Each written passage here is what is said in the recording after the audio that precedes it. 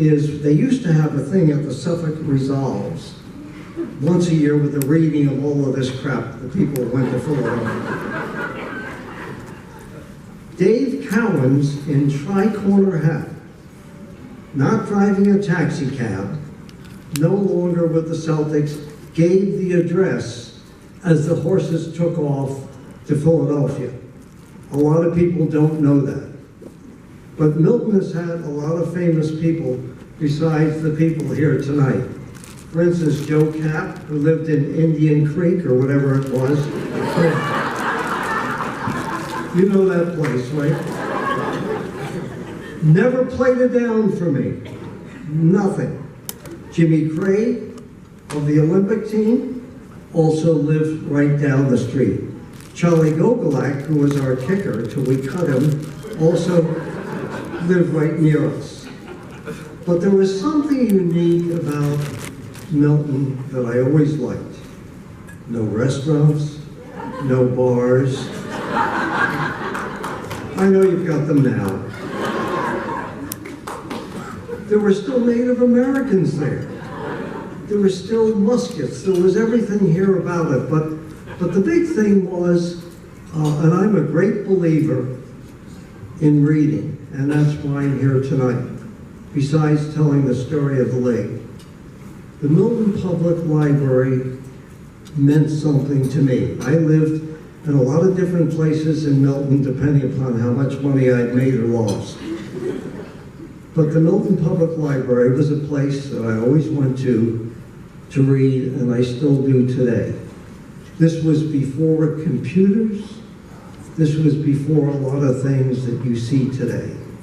But there I took comfort in reading the greatest literature in history. So I really do want to salute. I'm not just here to talk about football. I'm here to salute you people that come here and keep a great institution going.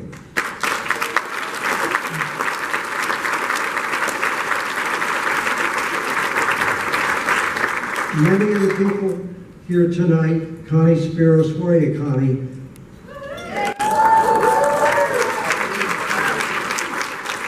My arm is very sore from Connie and George Tagayas and Mike Zulis. Right, Connie? Connie kept saying, come on, you know, this is not football. There is a fifth quarter. Let's get these damn things signed.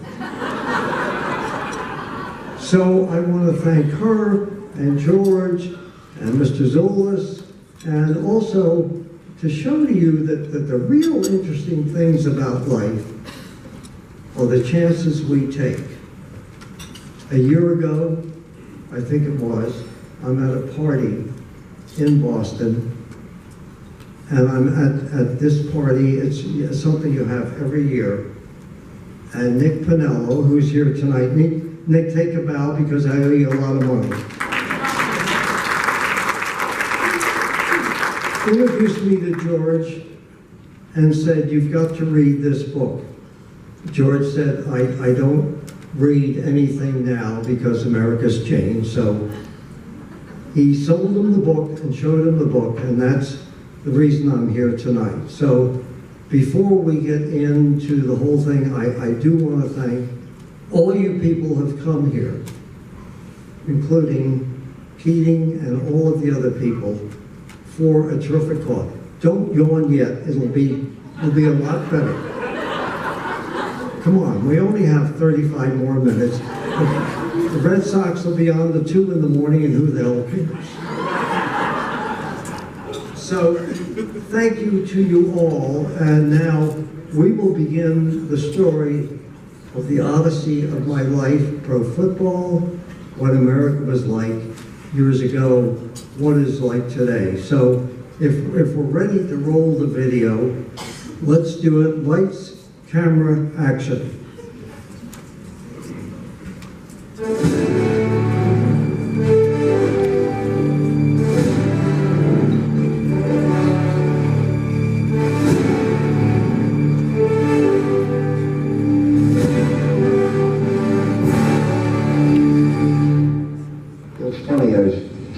Last night, looked over the memorials, Vietnam Wall, Capitol Hill. So always impressed by here. And then I looked over here. I said, that's got to be the loneliest job in the world. Yet I said, you know, it's funny, watching television, I've seen most of the presidents, and they always seem more exhausted at the end of their tenure than they did in the beginning. But with you look younger every day, and I mean that. So what's the secret? I haven't been around forever. Hey, listen, I'm 66, and my hips and my knees feel like it. But you look refreshed. Well, I feel good. We've got good people. It's a team spirit. They got a lot of people that are working hard and working with me, and I've been blessed by a couple of things. Knock on wood. Our administration has been clean, and secondly, I'm blessed by strong, independent minds in the cabinet and other high government officials. I think of our drug czar, Bill Bennett, or Bill Riley over at EPA, or John Frohnmeyer at NEA, and so many others.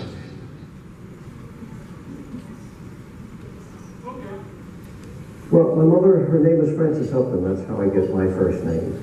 And at the age of 16, she actually worked in Macy's in New York City, and was the counter perfume girl at that time. 16 years old. One day, there was a talent scout from the Ziegfeld Follies who came by and said, you know, you're a very beautiful young woman. He said, would you ever be interested in trying out? And I must have, well, I've never had any show business experience. I'm 16 years old. And he said, well, here's my card.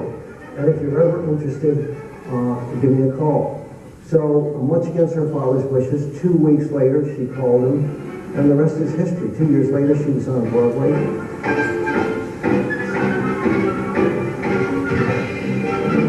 Every day was a stage play. Every day was an entrance out of something out of Sunset Boulevard.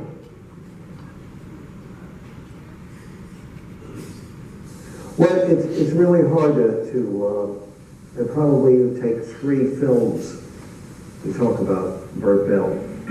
He was an individualist. He was a rugged individualist. He lived his life the way he thought it should be lived. One day, he got involved with one of his ex-players and coaches, Lud Ray, and actually, with my mother, with her money, bought the Franklin Yellow Jackets, renamed the Philadelphia Eagles, and in many cases went on from there. I mean, the whole story of the Eagles, they were the worst team in the league, year in and year out.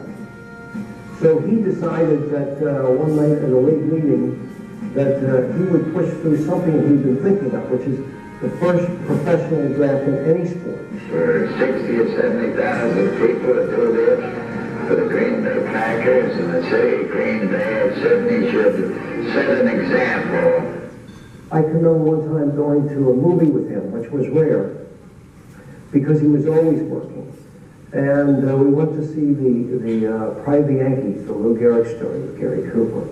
And you know, you always kind of look up to your father, and you think, well, this is somebody bigger than God when you're a little guy. And I remember that the tearful speech at the end where Gary Cooper replays the speech of Lou Gehrig in Yankee Stadium, and looking up to my father, and there were tears. You couldn't hear him crying, but there were tears coming from both sides of his face. And I said, you know what, that convinced me in many ways. This is a real human being that could get emotional about things, and he wasn't. Then drills a 15-yard touchdown pass to end Ray Berry. Pro football came of age with the 1958 championship game. Millions watched, as for the first time, an NFL game went to overtime. Burt Bell's inspired marriage of network TV and sudden death secured the future of pro football. On 3rd down, 4 blocks and Amici Rockets for a touchdown. Colts win the greatest game ever played. Leaving the press box, I encountered Burt Bell and Art Rooney and Janie Bell head on.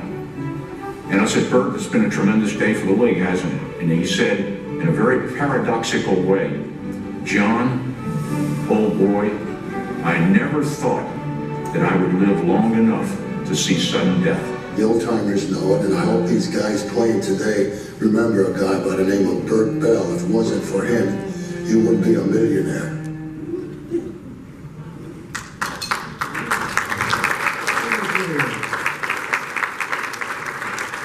Actually, I will tell you before I get into the major part of it, is the funny thing about the 1958 game. People might remember it here, Sosi and Keating and some people might remember it. But it's a game that changed pro football forever. But typical of my life, my father was commissioner, and he called me and he said, "Where the hell are you? Why aren't you coming to New York for the championship game?" And I said to him, "Is Marilyn Monroe and Joe DiMaggio going to be here?" And he said, "Well, I can count on DiMaggio. I don't know about Marilyn Monroe." It's the only reason that I went to the greatest game played in history. To be able to sit next to Marilyn Monroe, I didn't give a damn about the rest of the game. But it was the start of the most historic game, and I think Chris and Sochi and some of the other people here that maybe don't totally understand that pro football up to then, baseball was America's sport. But in that game, it changed pro football forever. And the interesting thing